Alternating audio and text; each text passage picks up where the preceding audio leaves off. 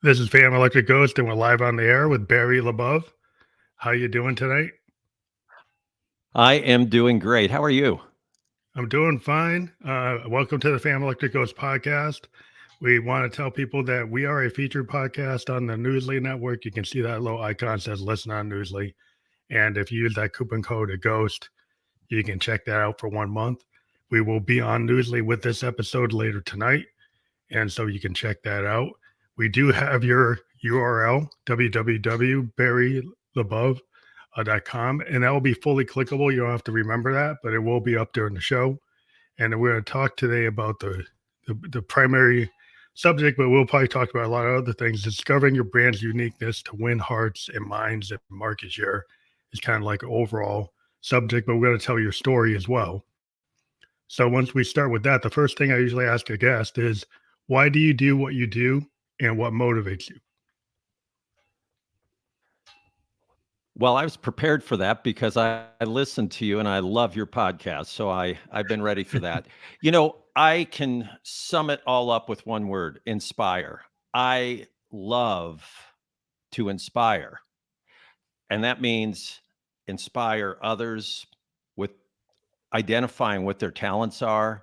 Sometimes it's working with other people to create something. In my old days, I created songs. Today, I'm creating concepts, as an example. I love to inspire. I love to identify the magic in people, in companies, and then celebrate it.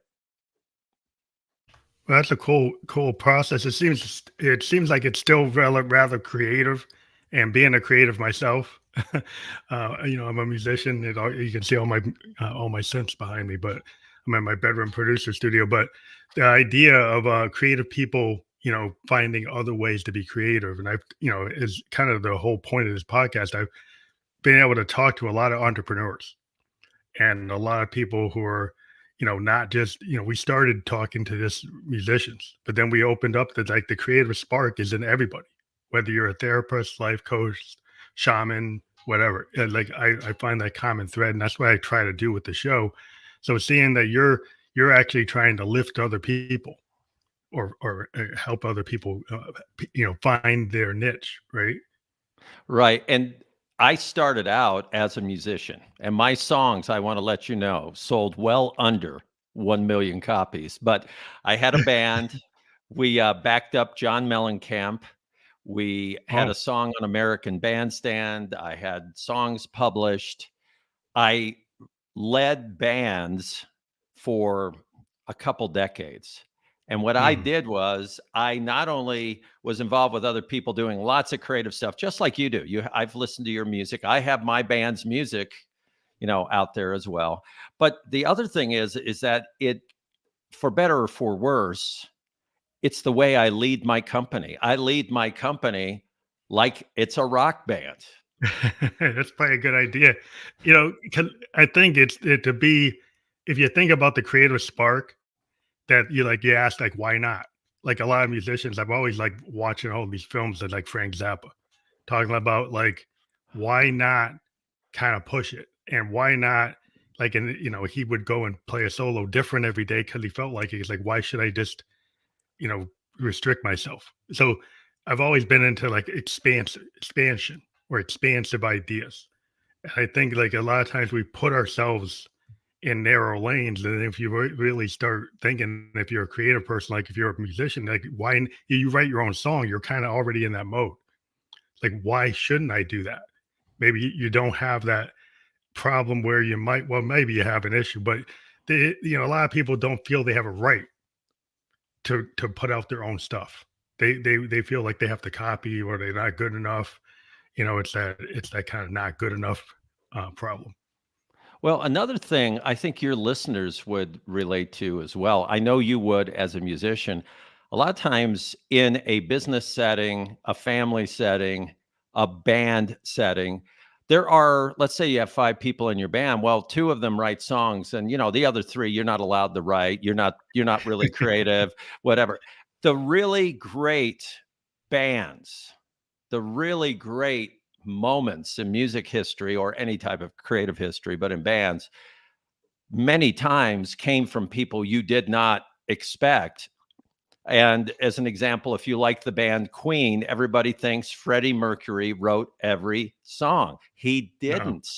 no, In yeah, fact, another one bites the dust, which I believe, other than Bohemian Rhapsody was their number one song, wasn't even written by the two other guys who wrote 80% of the rest of the music. It was written by the bass player. And yeah, you gotta, and I knew that. I remember looking at their album cover and go, my gosh, the bass player wrote this. Well, they allowed that in their creativity. They celebrated it. So I believe in how we run our lives and how we run our businesses. Who says, if I'll talk business here, who says your accounting person isn't creative? Who says your client services person isn't creative? Anybody can be creative. A great idea can come from anyone. And I yeah, also believe, you know, this as a musician, if you don't allow that, you are robbing yourself of greatness, because your band, your team is only going to perform up to a certain level because they're restricted. I yeah, believe anybody can create. yeah. I think the walls that we put up are kind of like, I've always been very interested, like you said, in knowing if there's a organization or a group or even a collective of artists that are more willing to entertain kind of that bleeding edge and not just trying to clone, oh, well, this is what gets in the gallery, or this is what gets on the air, or this is the widget that we need to produce because all these other people produce that widget. And the person, you get the Steve Jobs that says, why can't you have a more creative computer? Like, why Right. can't you have something that doesn't look like a business machine? That looks like more like an art designer designed it, right? And so, like, if you come out of left field, like, well, yeah, well, who's going to want that? Like, well, if you don't put it out there, you won't know. Well, a lot of times creative people or people who are in creative positions, they play it safe and they get very formulaic. I don't know if you know this story because you're a lot younger than me, but I remember this story and it inspired me as a songwriter. My favorite band, the Beatles, who I believe almost everybody in your audience would know, here's Yeah. what made them different. And I remember hearing this from a person who knew them, but also then later reading this. And I think your audience should love this. What used to be is you would be in a band way back in the 60s. You'd have one or two hits. They'd throw you out onto the road. You're out playing every night, 6, 7 months in a row. They then say, we're going to put you in the studio. Get in there. You got 2 days. You got to record another album. Now, typically what happened was the guys get into the studio and they go, you remember that hit song we just wrote? Yeah. Okay, let's write another one just like that. And they go, okay. And then remember that country song we did? And it kind of had that thing. Okay, let's write another one like that. And they would then basically copy themselves, send that junk out the door, and get back into the touring. What the Beatles did was different. What happened was, yes, they put an album together in a day. They go out for 6 months.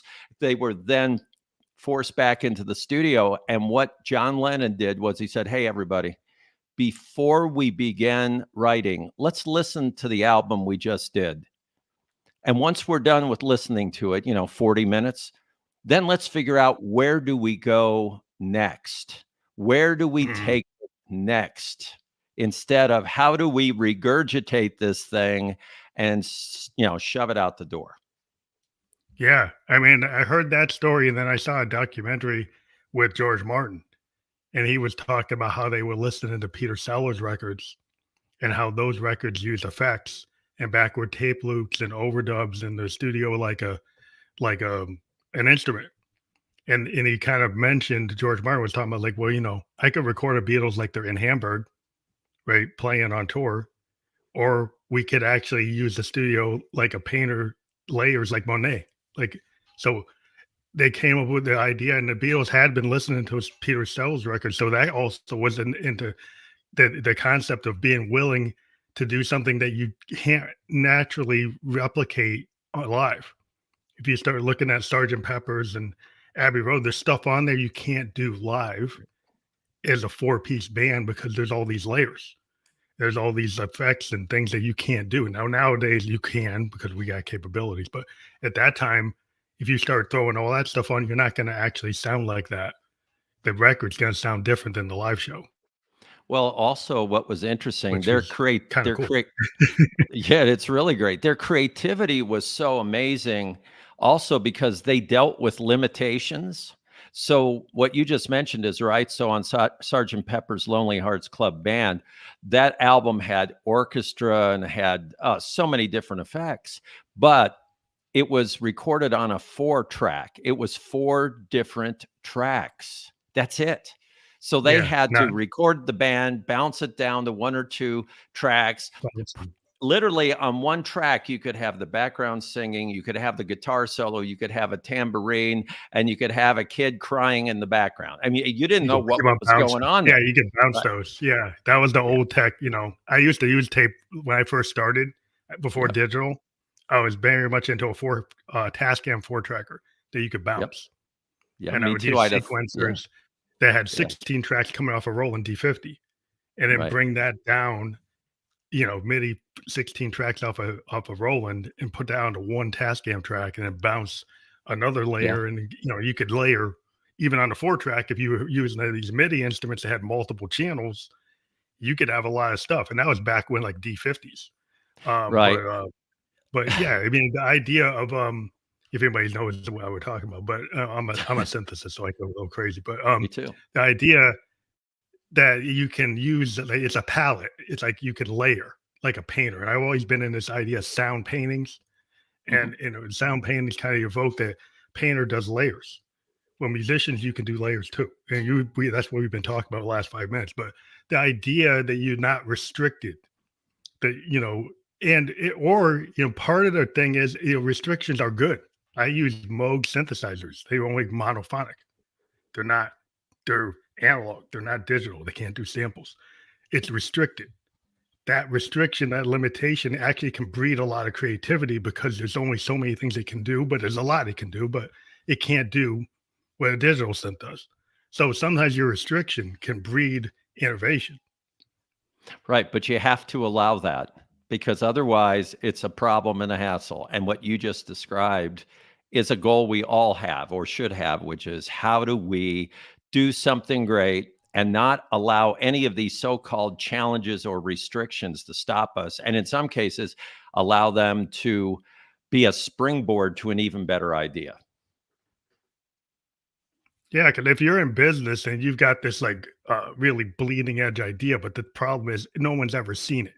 There are no sales numbers, there are no metrics. Nobody knows if it's going to work. So then there's like faith and then determination and hard work to kind of like how are you going to convince anybody to support something that you can't show any evidence that it would be a hit or it would work. And that's like sometimes if you're that entrepreneur, you're like, well, you got to have that kind of belief in yourself that you do have a service or a product or a widget or whatever you're doing that's like you believe in it.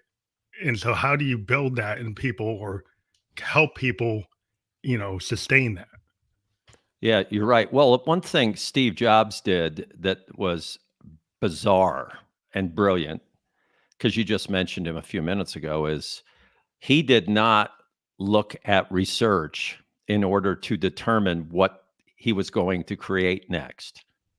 Because his concept was when his people said, "Hey, we're going to do some research with consumers and see what they want with a phone." He said, "Well, forget that." I'm sure he used different but forget that. They don't know what's possible. Let's show them what's possible. And that's what an entrepreneur should do, which is, "Hey, I know you're used to blah, blah, blah. Okay, let me show you what's possible." Yeah, because that's the imagination, and that's the kind of thing if it gets back to a music example, you think about Miles Davis Mm. and all the different types of jazz. Right? He was like he's in the canon of bebop, and a canon of bebop then goes to fusion, and he got the kind of moment that Bob Dylan had when he went electric. People were like, "What is that?"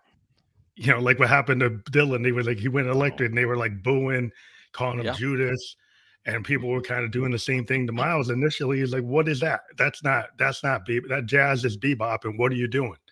And so, like, when you get out on that bleeding edge, you might lose some friends. You Yeah. might lose some fans but it's like the law of attraction. You're gonna whoever you lose, you might gain a lot of other people. You don't know who you're gonna gain until you let it out the door. You gain the respect. I'll look at it like this, and people may think we're just riffing on music, but this is about business as much as music. If you look at it, and you've talked about a few really good recording artists that are amazing. If you look at Bruce Springsteen, if he goes on tour, he's selling out every arena. Yeah, he can't keep up the pace. Okay. If you look at Neil Young, who even in his heyday didn't sing that well, but he was all about Passion. character and integrity and passion. And that's why he was so irritating to be in a band with the other guys, because he would just say, you know what? I know we're selling millions of records. I don't like what we're doing, so I quit. They go, you Yeah, can't we were quit. just We got too much money coming in. He goes, oh, watch me, I'll quit.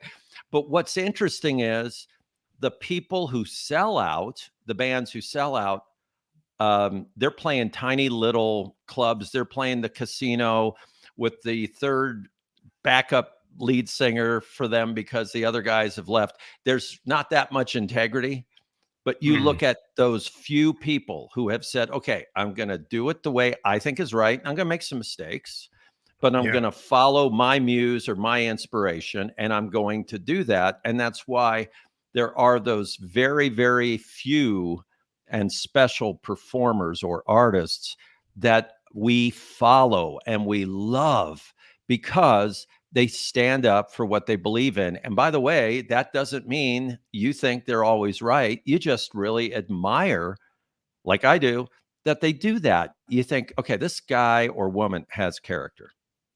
Yeah, it's the character to believe rather they know because we're kind of in this copy culture.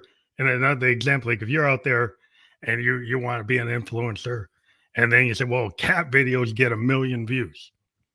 So I'm gonna go put a cat video with the same 30-second song that everybody else does, and maybe you'll get 1 billion views. But what are you trying to say?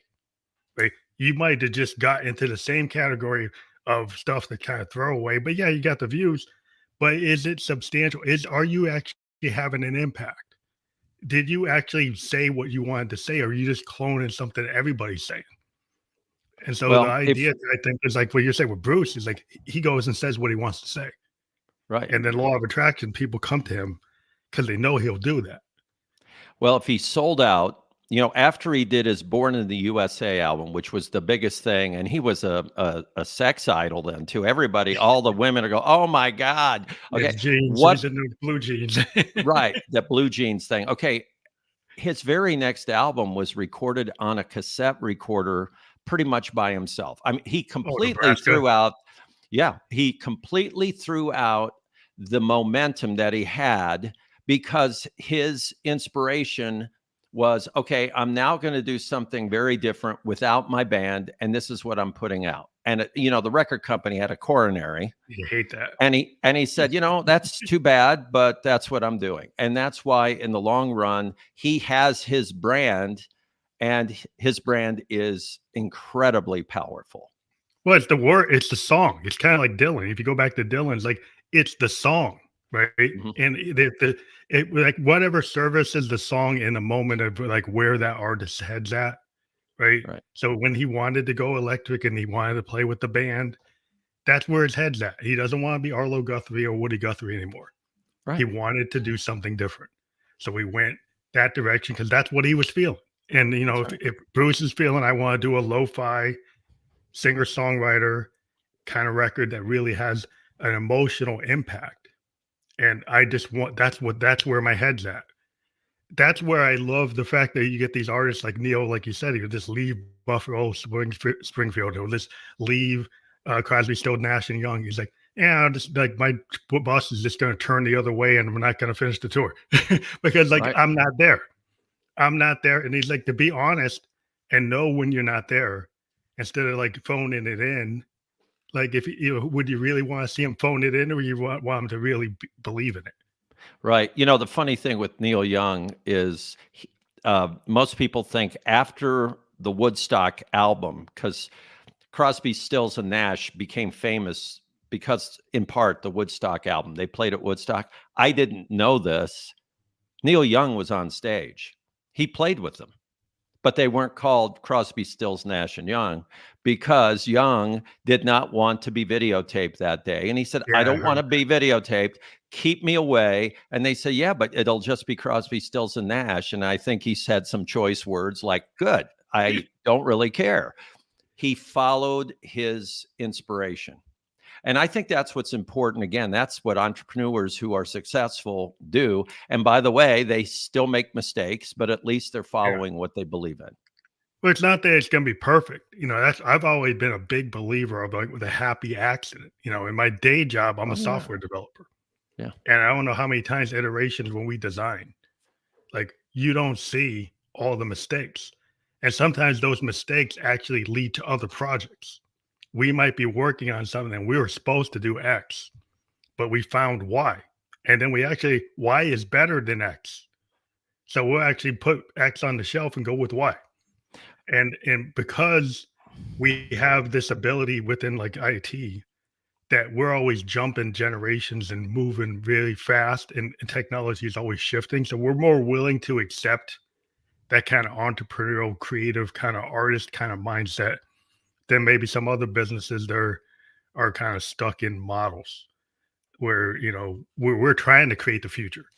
So a lot of times we're in that mindset. But to get to that mindset, it's like what do you have to do? You have to talk to a guru, talk to a life coach, meditate, where do you how do you start to to catch on that fire, I don't know. No, you're right. I call that the perfect trap where people get stuck in trying to make sure everything is perfect and they cannot move. I have a chapter in my book called The Perfect Trap. And exactly what you said is one of the paragraphs, which is some of your favorite songs were actually where the artist misplaced his or her fingers on a fretboard and went, wow, that's really cool. And all of a sudden, that magic is brilliant, but it was a mistake. It was an accident, like you said. Yeah, And we have to realize that it's not about perfect. You've got to let that go because if you hold on to perfect, you're not going to have a lot of output. And by the time you finally shove something out the door, the world's changed so much. And I'm talking about songs and I am talking about product launches. By the time you wait and wait for perfect to happen, which it never will, but you finally wait long enough and you ship that thing out the door, it's late. yeah, Everybody else so is doing that. People have moved on. yeah, that's a big problem because I've run into it. Like it's a common issue whether you're an artist or a business person. Like you spend so much time, and with a lot of the tools today, you can try to approach the so-called perfection. But I've been always a big purveyor of the, like I said, the happy accident, or like in music, like I like to use multi tracks rather than DAWs because I'll Mhm. go and learn. I use a lot of analog stuff, but I felt like if I put it through the DAW, I'm going to go and try to change the bars rather than get on my bass guitar. I'm going to play that bass line into a multi track, and it is what it is. And then I'll play the drums, play the keyboard. If you do that, yeah, it might be imperfect. It might be micro timing, microtonal. You hit a different chord, but those, like you said, a lot of times it's the accident that drives that creative process. That there's the misstep or the so-called bad note, but it's really not a bad note. Mm-mm. It's like the idea of the bad note. There's a lot of people who say, Herbie Hancock, Miles Davis, tons of artists will say, there's no such thing really as the bad note. It's an opportunity Mm. to take that somewhere else. And then like, wow, there's the light goes off. It's like, I can actually go this way or that way or the other way or any way I want. No, you're right. So it's really interesting in terms of like how you can take that creative spark and bring it into entrepreneurship. And people might not see the linkage between being like an artist and being an entrepreneur. I think they're two different things. One's the artists are like starving artists. They don't know anything about business. So maybe you can kind of talk about that kind of story, like the synergy or the how you were able to connect. I'd love to. There's a great connection between being an artist, being creative, and following what you believe in. You can call it being an entrepreneur, being a business person. The thing I think is so important is that in business today, and I think it's been like this for a long time, a lot of us feel like, okay, well, it's business. It's not really creative. It's just make a dollar, just make a buck. And that's not what business is for me. So what I do is I look at every client that we work with, and we do what we call an immersion. We immerse ourselves into what they do. And we could go, if they're a manufacturing facility, we could go into their plant or factory. We try to learn what they're doing. And here's what's interesting. We don't try to create what their brand is. We try to discover what their brand is. We try to discover what they're doing that's unique. Because here's another thing. When you're very enthusiastic and filled with passion, you're also very willing to change things and stop doing this or whatever. And so many times, one of the most important things we bring to our clients is we say, hey, you know what? You do this, this, and that really well. And they go, yeah, we don't care. And we go, no, hold on. Don't change that. That's why you are in the position you're in. That's why your customers love you. They love that. And many, many times the customer will say, are you kidding me? It's nothing. And we go, no, it's very important. It's the most important reason why your customers are loyal to you. So we look for those things. Mhm. It's very important to find where that magic is with our clients, because many times they've gotten caught up into this commodity mindset where Mhm. they have to compete with everybody worldwide. And what does that mean? Lower your price, cut corners, Mhm. Change you things. know, Yeah. change Well, things. Yeah. that's the kind of story of the 70s. If you look at like Detroit, their cars in the 60s and the 50s, like, wow, these things are really amazing. And then you start getting into the 70s and they start like skimping and not having the style, and it's kind of boring. And it seems like the bean counters are starting to determine the design, right? Because they're not allowing you to do what they used to do, which is what the customer liked. They liked what they were doing before, but then they said, well, we got to make more profit. We gotta get on these trends. And then if you let people like destroy your brand because they don't understand your brand and they're just trying to make you like service the market, service the shareholders, and yeah, it's fine. You got to make a profit, but if you make a profit to the detriment of your brand identity, then you're probably gonna lose it. That's really well said. We get to work with private equity companies, some great ones, and they'll buy a large corporation. And what they say is, it's a great slogan. They say, we buy a great company on a bad day. So they'll buy a company that has a lot of, possibilities to it, a lot of potential, but they'll get it while that company's kind of in trouble. They'll bail them out. They'll Mhm. own it. The biggest challenge for the PE company is to not Right, eliminate the right. unique differentiators that made that company great. Because these private equity companies, and I love them, I work with them, I love them, some of my best friends are major people at them, but they're great behind the curtain. They're looking at, how do you simplify an operation, how do you reduce waste? Okay, that's great.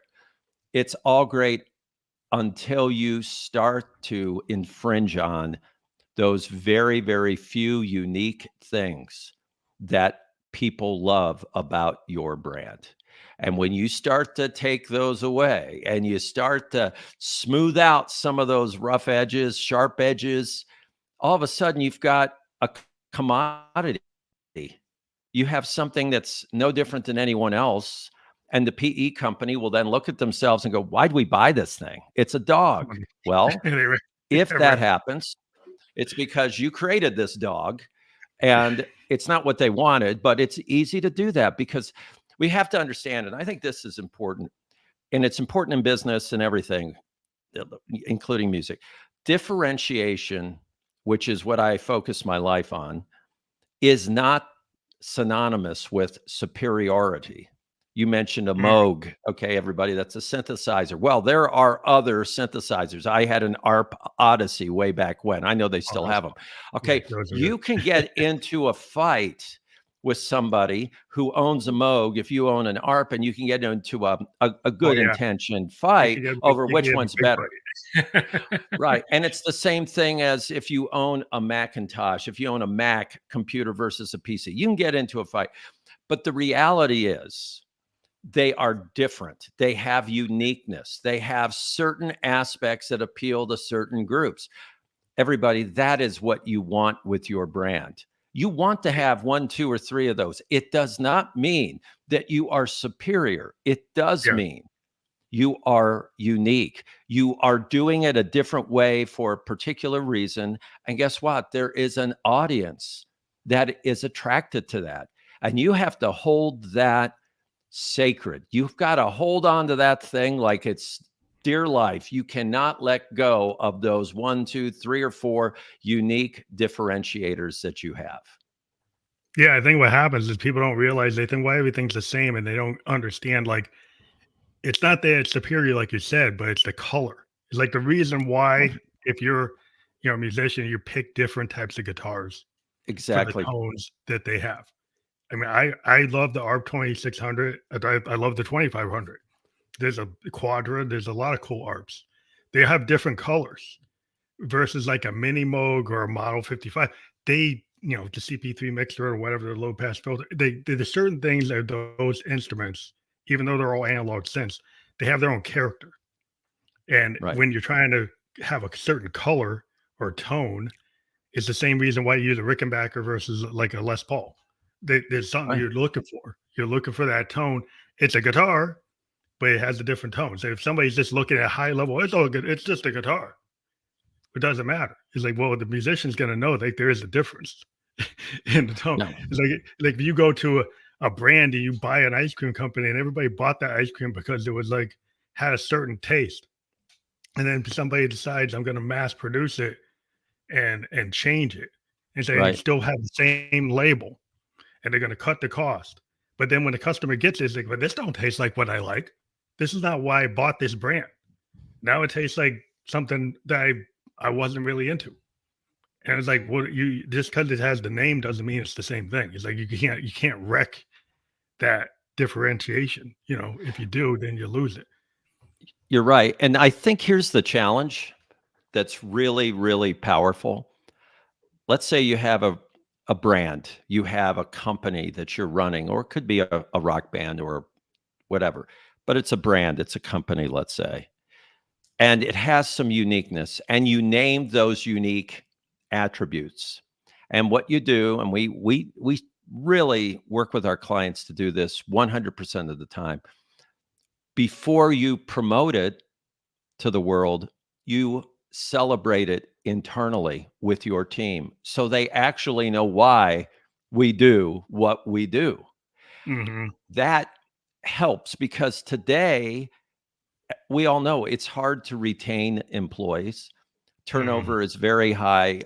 Company loyalty from employees can be very low. Well, but they're right if they're right to have no loyalty unless there's a reason to have loyalty.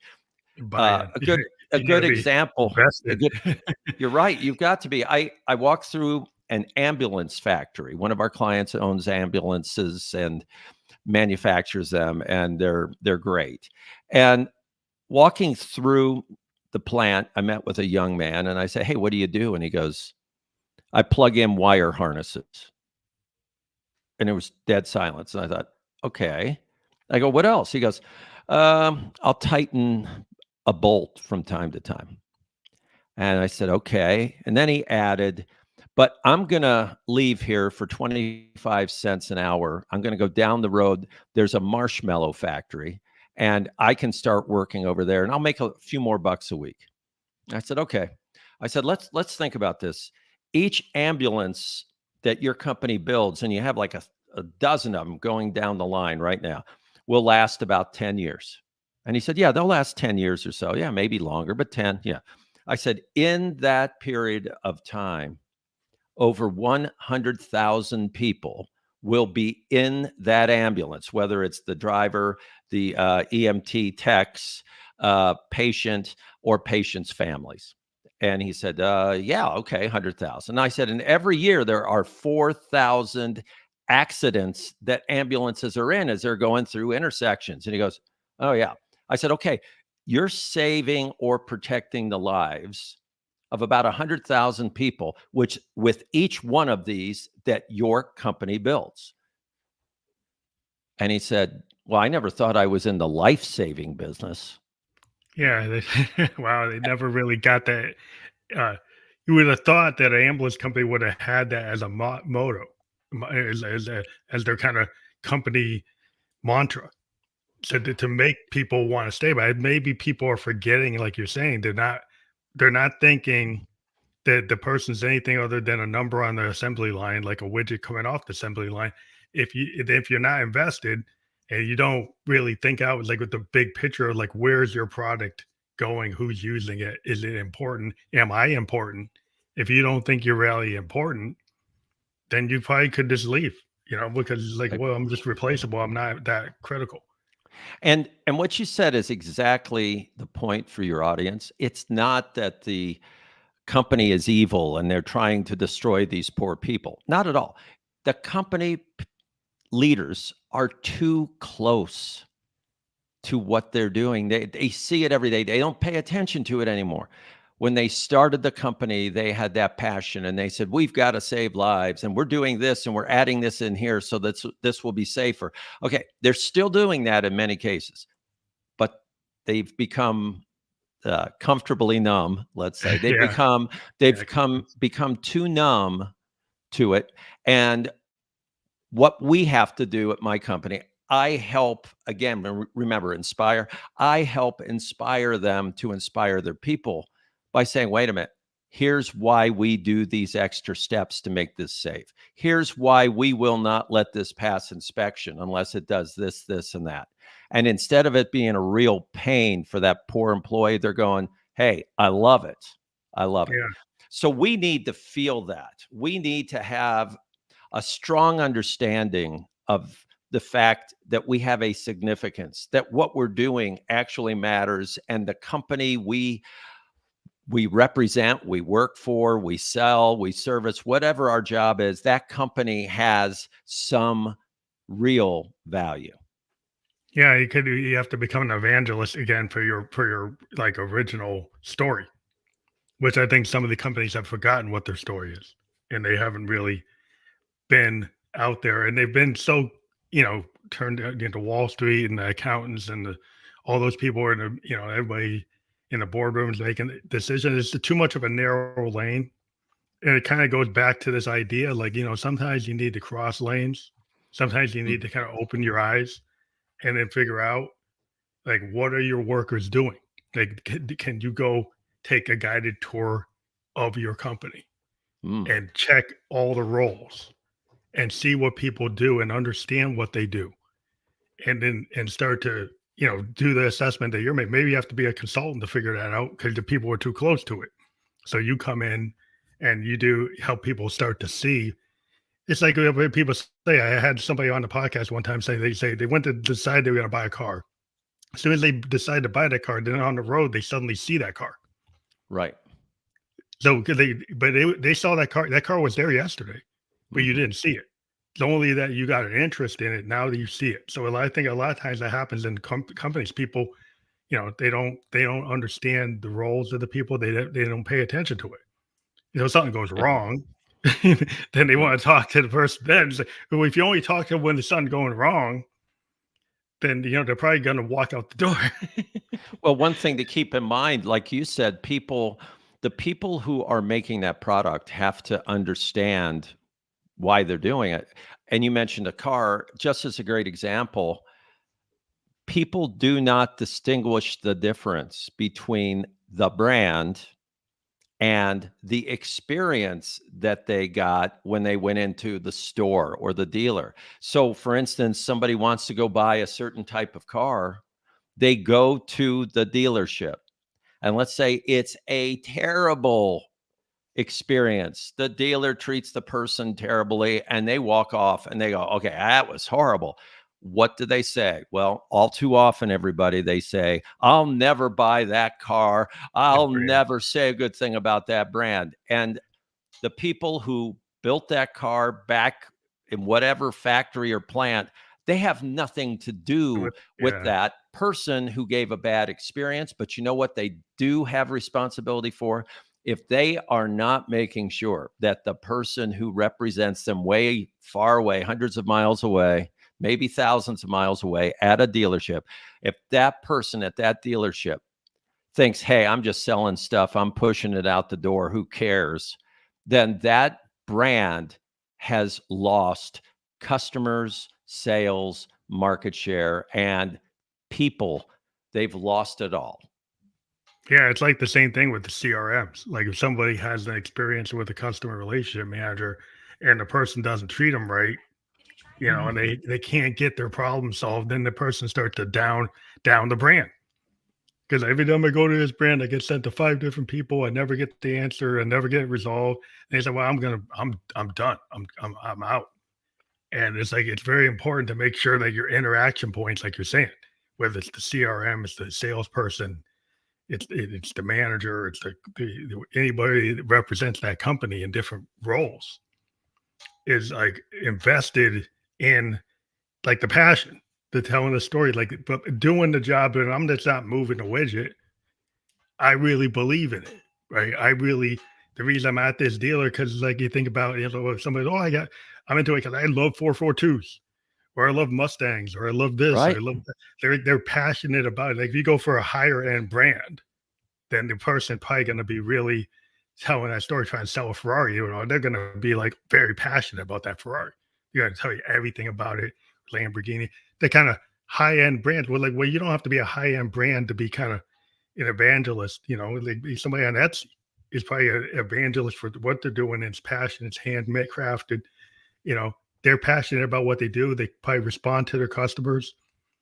They get, if they're a good vendor, then they get repeat customers because people have this really glowing experience that, you bought something custom.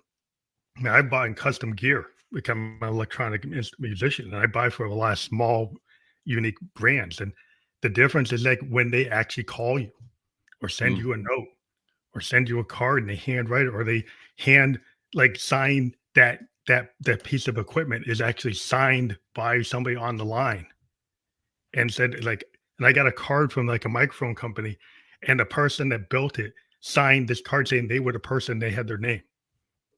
And I said, well, that's really cool. You know, I just felt more invested because I actually connected to a person. Well, and what's really important about that is it's that human connection where that person evidently felt that what she or he did was significant, important, and wanted to let you know that they crafted that microphone and they really hope you're happy with it. That that can keep a customer happy for decades. Yeah, I mean, it makes you want like why people will pay more money. Like if people not, it's not always about the lowest price. Sometimes people are willing. Because my daughter was talking to like she's in a nonprofit thing, and they were doing like tickets for these nonprofit events, and they have these tickets for people who are like founders or people who want to support the brand or Mhm. support the cause, and they'll actually kind of pitch it like, well, if you pay more, you can help these people.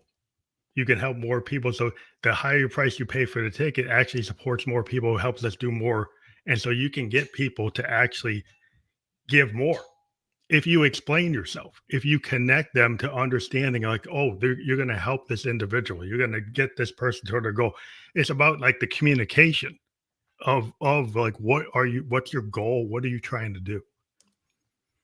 Well, people have to believe and they have to think that their product is really worth, screaming at the top of the mountain for because we're making a difference. And what you described there with the nonprofit is really smart because if they don't believe, then why should you believe? I was introduced, it's just the first few pages of my book. The title of the chapter is would you buy your own product? Okay, that's the title of the first chapter. Would you buy your own product? And what happened was one of my favorite clients had just been brought in to run a company that was over 100 years old. And he said, "Hey, can you get on the phone with my leadership? I kind of want them to meet you and maybe you can help me." And I thought, well, sure. I get on and they're really good people. But the head of sales said, "Yeah, our product's okay, but, we're no better than anyone else and we're not delivering on time." The manufacturing VP said, our our product is okay, but we have a lot of quality problems, lots of quality problems. The engineer said, we used to be cutting edge, but we're way behind the times." And I said, "Guys, listening to all this, it seems to me not one of you would buy your own product." And there was a lot of silence. And the leader, tremendous leader, he said, "That's a pretty compelling question." And we have to look at that. Do we talk about what we do or what we represent or our company, our brand, whatever, in a way that's disparaging, implying that we wouldn't even buy it? Hmm. Are we sitting around commiserating about what we offer and what we do and having blinders on, looking at the problems without saying, yeah, we've got some problems. We're not perfect, but we do deliver. We do care. So that's something that I think is so important. And the bigger the company, the easier it is to get lost in that maze of negativity. Yeah, it's like the imposter syndrome, like you're not good enough. Like Hmm. it's kind of like that as a sociology major, it's kind of the group think, group level is kind of the microcosm is infected the macrocosm. So now that same kind of imposter syndrome is now is like a corporate culture. Like, yeah, we're not that great, and multiple heads in that board were like all saying the same thing. Hmm.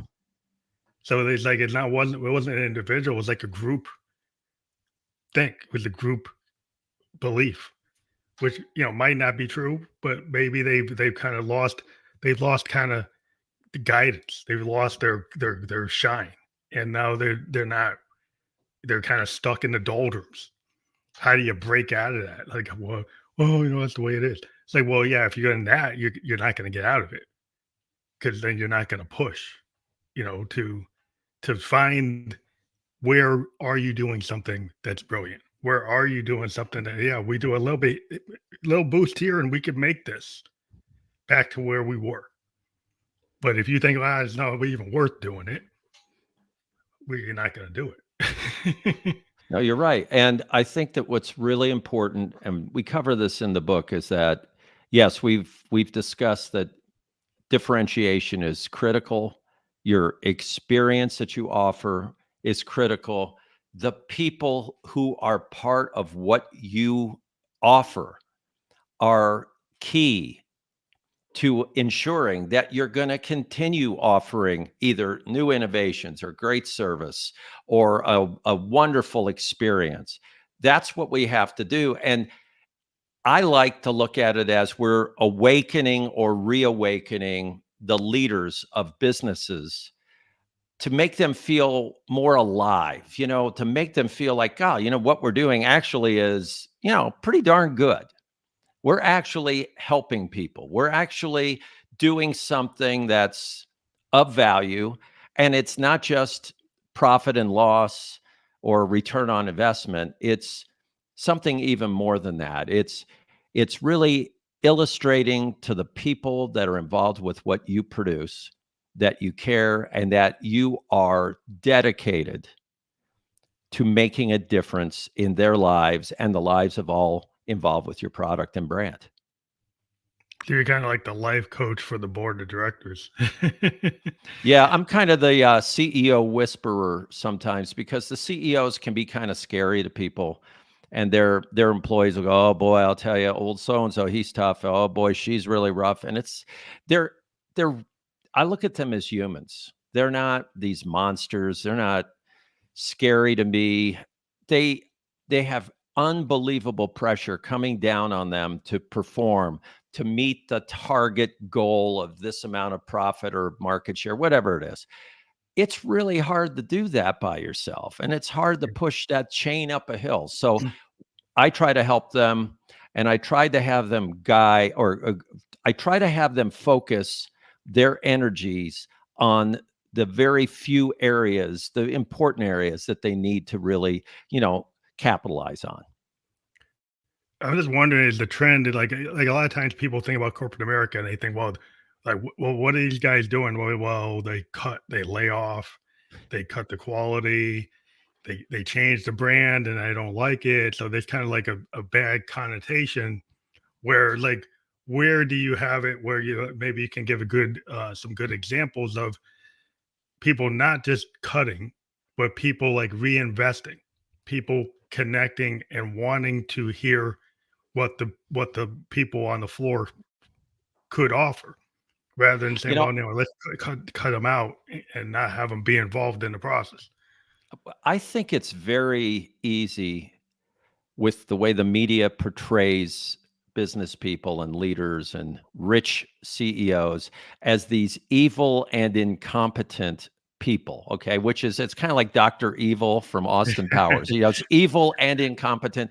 That is a tough combination, I'll tell you. That's Doctor a No, tough one. Doctor No. Yeah. And what I look at as I'll tell everybody in the audience 25 years ago, when I would say, look, we want to help you determine your differentiation and then first celebrate it to inspire your people internally, I was laughed out of some boardrooms and I was rejected by probably most of the rest in a nicer way because they said, look, we're paying people $5 an hour. Who cares? They need to keep their head down and perform. I am sharing with you from the bottom of my heart, that's not the way it is today. 9 out of 10 times when I share the same message, you've got to differentiate yourself, show where you're significant and different, and celebrate it first with the people who are behind your product and brand, your employees, as an example. The CEOs have an emotional response that is tearing up in their eyes because that's more important to them than ever. They want their people to be engaged. They want their people to feel proud. They want their people to perform well. So Mhm. today, more than I've ever seen in 40 years, the CEO understands it. It's just she or he is under so much pressure that's unreasonable that sometimes it's very difficult for them to see a way out. Yeah, this seems like a lot of times you're wondering how much investment in the employee, because I've been in business a while, but what I've seen is like sometimes they'll listen to the consultant, outside consultant comes in, but Yeah. are they listening to the employees? Are they listening to their own software engineers and architects, or do they bring an outside person in and listen to them and not actually celebrate who's actually been making the product, right? So a lot of times the people on the floor feel like, well, I'm not being valued. There's this outside influence coming in, and they don't feel like they're listened to. And so then there's a disconnect in like how much effort is being made to make there be two-way communication to have understanding, and that can actually help the product if there is a good communication coming from the floor. That's a great point, and I believe that's happening. I think that's always happened. It's difficult to listen to a chorus of comments and then be able to pick through them and go, you know what, this is really good, and and other times go, no, no, no. So I agree with you. I think it is tough. That's why also a lot of times third party companies will come in and They really don't do a service for the clients because they make it easy for themselves. They'll give you a survey on a scale of 1 to 4. What do you think of this? What do you think of that? And that helps. But what I do with our company is I ask the open-ended questions in those surveys. So if a client of ours has 16,300 employees, we will send out surveys with a few numbers, a few um, uh, 1 to 4 questions, but we have open-ended questions because we're looking for that unique phrase, that unique word, that message that starts to resonate. And that's what we look for. That's that magic. We look for it and we will find it. I'll tell you, we find it. We look for it. It's in there somewhere and we dig through it. We don't create it, but we're That's focused re- on discovering. that's really interesting. Because I remember, like, when I went to Bowdoin College, and the whole idea of that is like the blue book. When Mhm. you took the exam, you didn't just have multiple choice. You had to show that you understood the course. And Right. so the open-ended question is what I'm kind of leading Yeah. to, is if you just have multiple choices, like people kind of get disinterested. You don't know if they're really answering right. But if you allow that open-ended, somebody can actually put in their own words, you're gonna get an opinion, you're gonna get idea. Where if you don't allow that idea to come through, then you've limited the responses. So it's You're just, I right. think that's really interesting that you have that, like a possibility that you won't just get a canned response, that you get Right. something that's going to You're bubble right. up. I just got a survey yesterday from uh, an organization I'm involved in, and they ask questions, and I knew what they were trying to do. They were trying to make it very easy for themselves to get answers. They were not trying to get into any rich information. And they basically, it was as simple as, oh, do you really, which statement is true? I really love where this organization's going, or I'm very upset with where this organization's going. And I thought, oh, you guys, come on. You're putting me in a position that's ridiculous. You don't want my information. You want to just get me away and out of your system so that you can just say, hey, we ask a lot of people. What you said's right. If we truly want to learn, we have to listen and we have to give our people the chance to express themselves, not in our words, but in their words.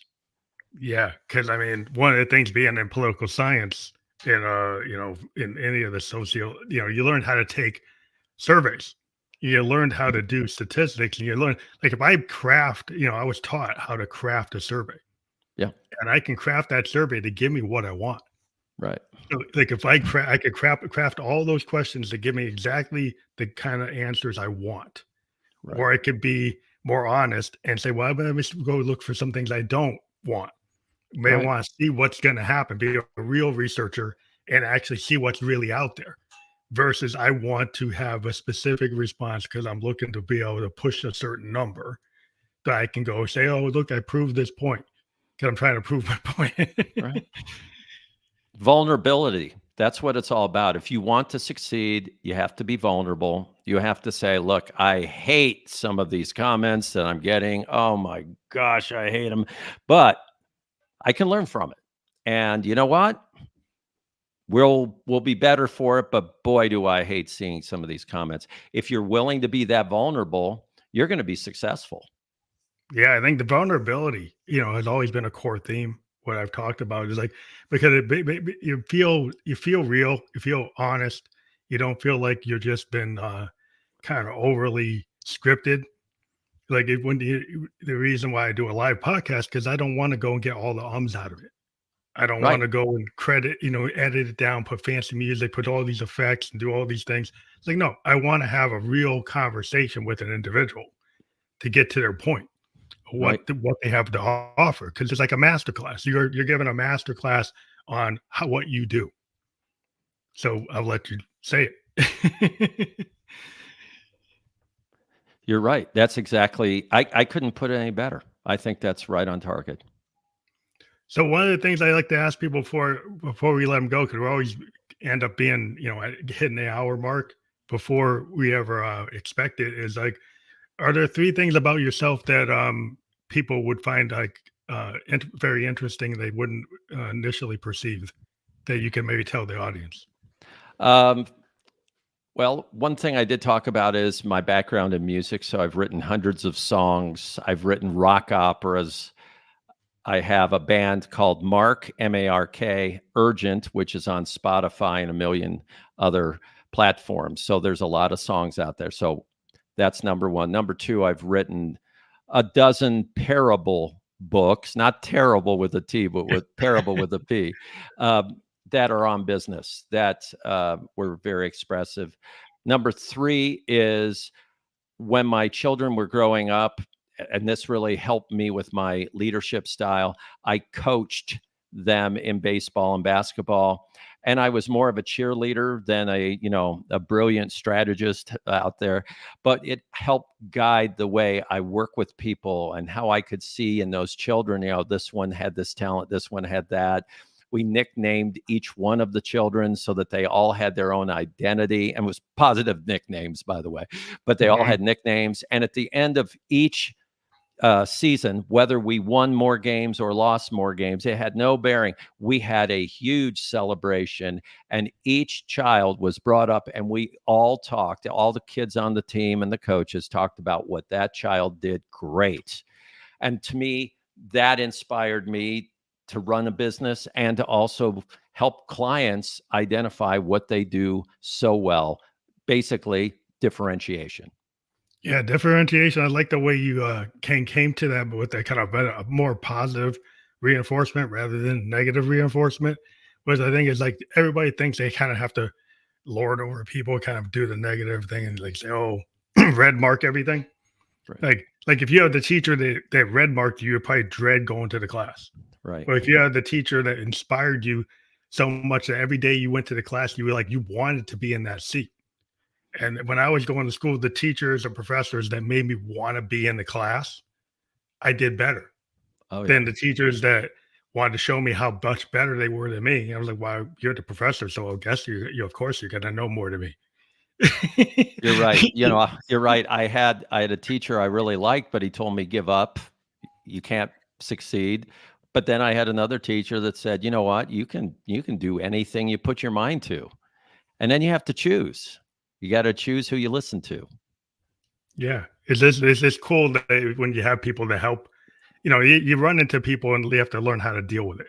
But it's always really positive story when you hear that positive reinforcement that you're talking about in a differentiation instead of like looking at, oh, what do we got to cut? What do we got to drop? Instead of like, what am I good at? That's usually not where people start. They want to, like we'll find out like, oh, I'm terrible at this and I'm not good at that. And like having to find in that thing that you can celebrate, like you were talking about with the employees before, that you actually find that. I think that's so positive, and that's a different outlook that maybe people don't expect. But it's good to hear that businesses are going in the trend that we've been talking about. But I want to thank you again for being on the podcast and remind everyone that we got www.barrylabov.com. That's fully clickable. When we were published, and we were just on Facebook, YouTube, and Twitch, and we'll be on all the major platforms that you can listen to or watch a podcast by tomorrow. And thank you for being a guest on the Family Electric Ghost podcast. I'll tell you, I love your show. Thank you so much. Your passion and your creativity shines through the entire podcast. So thank you so much. Well, thank you very much. Have a good night. Have a good weekend. Hey, you bet. Take care.